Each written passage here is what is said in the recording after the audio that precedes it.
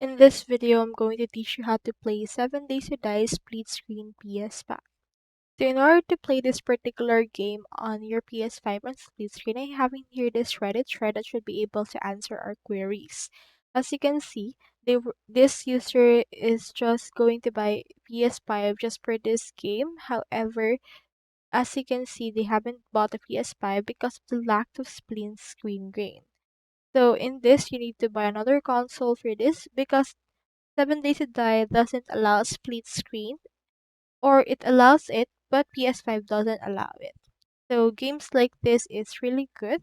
However, you won't be able to do this because the new version does not support split screen, which is usually a huge disappointment for avid fans. So they won't be buying the new version, and the coming PS5 today was gonna rush home and see it. However, it's not really that good since you need to buy a new one for this.